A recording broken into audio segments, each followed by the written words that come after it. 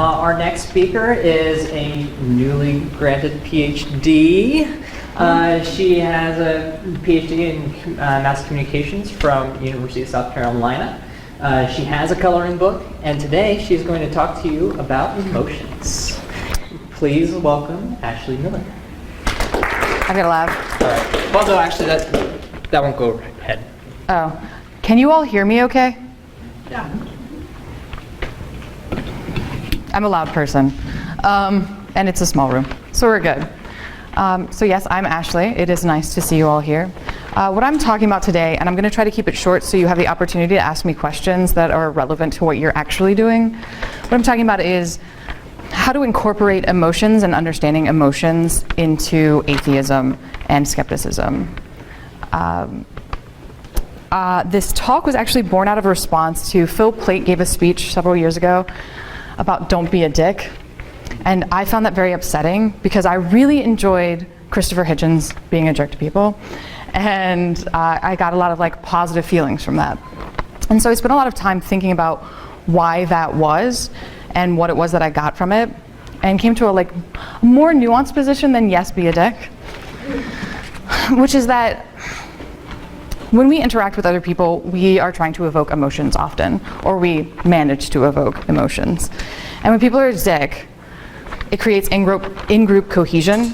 So if someone's a dick about something that you agree with, you're like, man, that's really funny. I identify with that person. But if someone's a dick to you while they're trying to convince you of something, you're like, I don't like you, so I don't agree with you. So I think that there's a real problem in the atheist and skeptic movements that people don't really like emotions. They like logic and they like being rational, and they don't like dealing with emotions. And I really identified with this because when I was young, I wanted to be Mr. Spock. I thought that Mr. Spock was the coolest. He didn't feel anything, he just acted on logic, and it seemed like the best way to be. But it turned out that Spock is actually the most irrational member of the Enterprise crew because he knows that everybody has emotions and doesn't ever take them into account. And so we as atheists, as informed people, need to take emotions into account when we deal with other people because people have emotions. And when we act like they don't or that they're not important, we fail to interact well with one another. There's also a problem in the atheist movement of a preference for science and hard science over humanities, over art, over creativity, over emotion.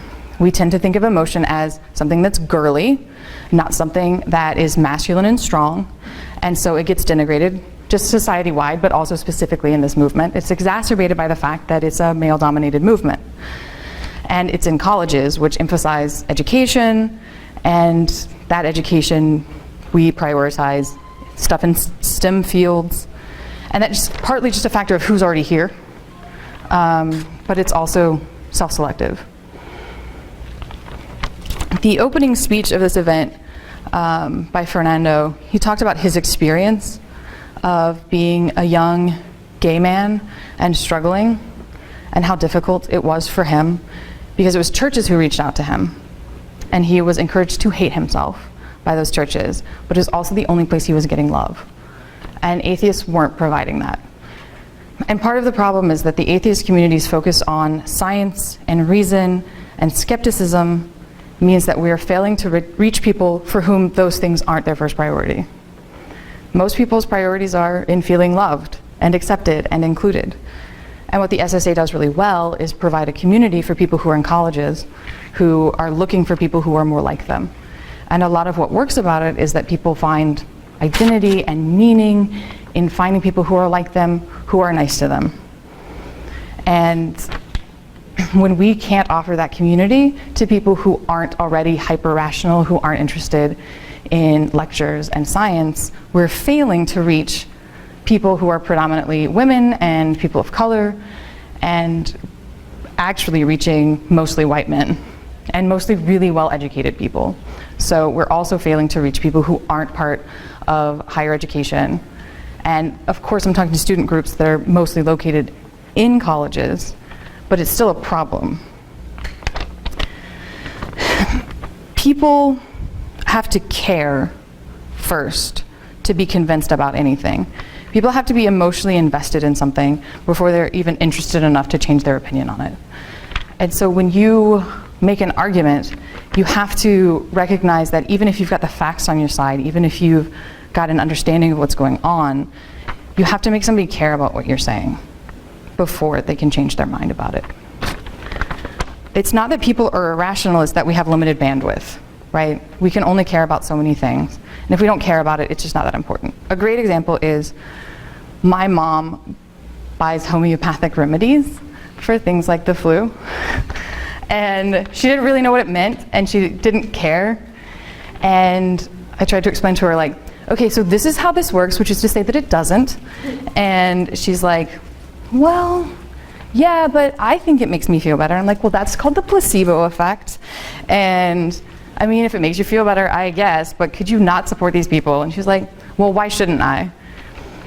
It's not interesting to her until you can point to active harm, right? I was like, okay, well, there are people who think that this works and they don't ever go to a doctor. There are people who refuse actual medical care and die because they think that magic pills that don't have anything in them can actually help them.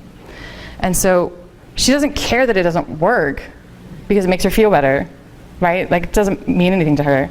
But if you can point to harm, if you can point to something that would be emotionally troubling to someone, suddenly they can be invested enough to hear about the information that's attached to it. This is true for like a lot of movements that are in the progressive sphere.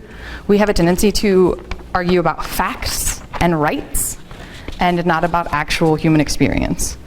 A perfect example of a failing of narrative is in the pro-choice movement. We use the language of pro-choice versus pro-life, and choice is about rights, and life is about life and death.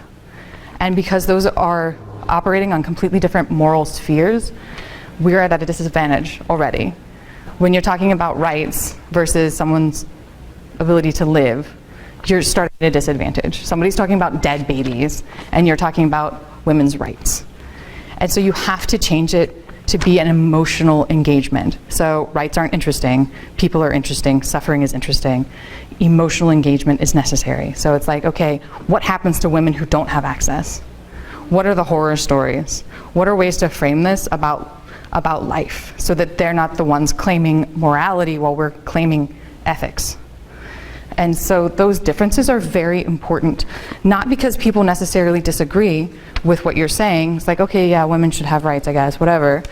But because they can't emotionally engage with the idea, and so it's not important to them, and so they're not going to help you. They're like, okay, well, I'm going to go work on this other issue that I'm already emotionally engaged in. Another really good example would be what lawsuits atheists pick to pursue or publicize. So for a long time, groups were going after 10 Commandments in public spaces and those kinds of things, which is not inherently interesting or emotional, right? The fact that there's a 10 Commandments up is like, I guess, yeah, that is technically not legal or whatever, but who cares?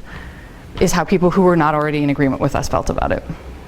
But when you talk about people who are being mistreated in schools because they don't want to say under God when they say the pledge, or when you talk about there was a rally and we were refused service, right? They ordered porta potties, and when the porta potties found out who they were delivering to, they didn't bring them. And so when you talk about refusal of service, people really care. And you'll see this in like the stories about gay people who weren't able to get cakes from bakeries. Refusal of service is like something that people are really emotionally invested in. They feel that it's unfair. Even if you understand that it's unfair that 10 Commandments go up in public spaces, there doesn't seem to be harm, so nobody can emotionally engage with it. And a great example of shifting emotional tides is in my home state of South Carolina. A year ago, there was a shooting in a church by somebody who had a Confederate flag. And suddenly there was movement on an issue that no one had been able to move for 20 years. Because the emotional investment was more about fighting the guy who had done this horrible thing than it was protecting our heritage. And so those shifting sands were entirely about emotion, not about people actually engaging with a rational issue. And so it's important to know that even if you're right, the fact that you're right is not that interesting to people. The facts you have to support the fact that you're right are not that interesting to people. You have to start with the humanity of people to be able to engage with factual issues with them. On a micro level, which, you know, I mean, this is all sort of high level stuff. It's like, okay, well, I'm not going to be running a national campaign about billboards against homeopathy. But on a micro level, it's really small things. It's like not assuming people are stupid because they disagree with you. Because as soon as you act smug and act like you're correct and they're wrong, they have an emotional reaction. That emotional reaction is completely predictable. When someone acts like they're smarter than you, you think that they're a jerk, and you're not interested in what they have to say because they're making you feel stupid and unimportant. You feel contempt for them because you think that they're giving you contempt. It's also important on a smaller level, which is just that you need to empathize with people who are coming from a different perspective than you are. And you need to recognize that they're out there and not assume everyone is like you. And that can be really hard to do because we don't know what other people's lived experiences are. And so you have to start from a place of compassion and interest and listening to other people. And that can make a huge difference. The other thing that you can do specifically in your groups is try to break out of the mold that is very typical, which is that you have meetings where somebody talks, like I'm talking right here in front of a room and gives a lecture about a theoretical idea, or you have debates. Those things are interesting to a lot of people who are already in the movement, but it doesn't appeal to the people who are already not reaching. It doesn't appeal to the people who are more interested in the arts, who are more interested in the humanities, and who are more interested in social groups or community. When you have nothing but people standing in front of a room talking, when you have nothing but debates, you're losing potential members who aren't necessarily that interested in this one thing. And that's a huge part of the human race, right? Or people who aren't that interested in listening to people talk after they've been going to college all week and listening to people stand in front of a room and talk. And so you need a wider variety of outlets because there's a wider variety of people. And that understanding comes from recognizing that people are different from you and want different things, and doing those different things is something that can emotionally engage people. One other thing is about how we talk about people who are religious. We, as a movement, talk about religion like it's a mental illness. We talk about it like people have invisible friends. And it's much more complicated than that.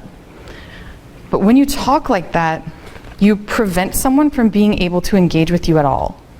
When you're like, I think you believe in a sky fairy, it's really funny to us, because kinda seems like that, right? Like, I don't believe in Santa Claus, so I don't believe in God. But because people are really emotionally invested in religion, because it gives them community, it gives them a lot of important things. It gives them support. A lot of churches provide scholarships, they provide daycare. Like, there are ways in which churches are deeply intertwined in someone's life that are emotional and meaningful. So when you say, like, you believe in a fairy tale, it's like, yeah, but all of my meaning and purpose in life comes from an institution where they're giving me all of the stuff that's important to me, that's emotionally fulfilling. Atheism has to be able to be emotionally fulfilling for people in that way. You can't, it's not enough that it's not true. It has to be that it's not true and there's somewhere else to go. Because if there's not, there's no reason to engage with whether it's true or not, because they've got a place that helps them, that is emotionally fulfilling, that gives them community and people who are like them. So it's kind of a lot, but it's really comes down to this fundamental idea: you should have compassion and interest in other people and be willing to hear what they have to say, hear what their needs are, and try to expand what you're doing yourself to be inclusive of them and to let other people talk. So I'm going to let other people talk. Any questions?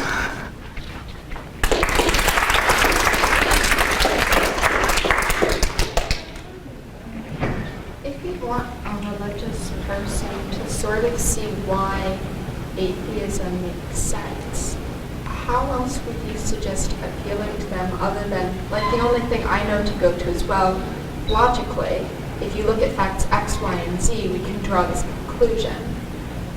Is there any sort of emotional approach that you would suggest to that sort of thing? Well, what's been most effective in my life is being an atheist who is a good person who's kind to other people, which is a sort of a longer term strategy. But it's like my mom was very freaked out by the entire idea that I didn't believe in God. And then she saw me living my life being a happy person who wasn't horrible to people all the time. And she let go of some of her emotional prejudices about what it means to be an atheist. Because it's just sort of the same idea for like why it's important to come out as gay. It's like you see people, you know people like that, and then suddenly you're like, okay, I'm not immediately terrified of this person. Maybe I can hear what they have to say. The other thing that's been really helpful is talking about it with I statements. This is really important in a lot of communication. You know, I feel, I think, how I saw it versus anything about them. And so it's like, well, for me, what happened was, this was my journey, this is what I saw, and I just can't make myself believe something that I have no feeling of, like, it's just not there. I can't make that happen inside myself. And then that's interesting to people because it's about a journey, it's a story, and because it's not about smart or stupid. It's not that it was just an intellectual thing. It was like, I felt doubt. I looked into it. It doesn't make sense to me. And I can go into the reasons, the things specifically that I saw, the contradictions in the Bible, or the fact that religions are all very similar. You can go into any of that, but it has to start from a place of like, I'm not attacking you. I think it's perfectly okay for you to believe what you believe. I don't believe it, and that's okay too. Does that make sense? Yeah, no problem. Since you mentioned about the word community, which if community kind of misses, what is your vision? Like how you want to see envision that community should look like? Like, do you have anything that is in existence or in your? I think there's actually a lot of really interesting things that are happening among humanists and among atheists. You see the growth of the Sunday Assembly, which is a place where atheists can come together on Sundays. They don't have a church. A lot of atheists are very resistant to the concept of that because we're atheists, we don't need church. And it meets a need that people do have, which is a community, a place where people meet. Also, I know a lot of atheists who go to UU. And so my local UU, for example, has its own atheist meetup within the UU space. So I think it's really important for there to be just regular community spaces where there's not a goal of a thing or a lecture or whatever. It's just people being together in a room, you know, people with families, having other people with families around them. And college is really exceptional because it's sort of a forced intimacy, not unlike the conference. And the hard thing is, how do you take that community that sort of naturally comes from being in an enclave and develop it in the real world where it's really difficult to build. But I think it's happening, and the growth in numbers is helping it happen. How do you approach a sort of balancing, straddling a line between being empathetic and emotionally engaging and manipulating strong emotions, especially when you were making reference to events that practices that are harmful or events that were very dramatically harmful, and then asserting like your own principles in those contexts, but then in other contexts maybe you don't want to or need to or are able to reference a dramatic event or a dramatic effect. Could you be more specific with an example? I'm not sure I understand what you're actually asking. Like the homeopathy example, I think is very practical, day to day. But then maybe, the Confederacy example, maybe you were trying to have that conversation previous to the shooting, and yeah, that conversation was happening for 15 years before the tide actually turned. Right, but I know that in the secular community, I know a lot of people are going to be resistant to anything that seems to be approaching evangelizing on a topic, and if you're seeking extreme emotions in other people, it can feel like you're approaching that, when you're trying to start the conversation referencing, emotion. I've never noticed atheists having any problem being really vocal about their opinions and about their feelings about other people's opinions. I think that, for me, I learned all of this stuff by working in reality television, so it is inherently manipulative, but that's also because it's not intuitive to me. Emotions were something I had to learn to understand how they worked and why people responded to stuff. But, that's any tool. Is it manipulative, or is it you're just trying to engage with people in a way that they will engage with you back? And I don't have a problem with manipulation in the sense that you have to work with people on a level that they're going to respond to you on. And it's, is it manipulation or is it empathy? Is it recognizing how other people work and how you can work with them in a way that's not difficult for them to engage, that they're not immediately pushing back against you. Yeah. I'm going to go here first, but yeah, go ahead. So you talked a lot about the emotions of the other people that you're interacting with, so religious folks and that kind of thing. But you didn't really talk a lot about the personal emotions that you deal with interacting with these kinds of people. And so, sorry, I'm kind of approaching this in a very roundabout way.